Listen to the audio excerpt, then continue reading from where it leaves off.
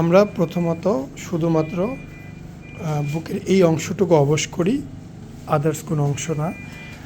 এই জায়গাটা 3 litre saline মিশ্রিত ওষুধ দেওয়া হয়েছে, যা আগামী 40 মিনিট থেকে 1 ঘন্টার মধ্যে পরিপূর্ণ অবশ করে ফেলবে। কেমন? এরপরে মূলত লাইপোসাকশন, গ্ল্যান্ড রিমুভ ইত্যাদি ইত্যাদি করে পুরো অপারেশন শেষ। আমাদের পেশেন্ট ভাই, আপনি ঠিক আছেন? আমি জাস্ট ঠোঁটটা নিচ্ছি। হ্যাঁ, উনি একদমই নর্মাল, উনি ওকে আছে, জাস্ট এইটুকু অবশ করা।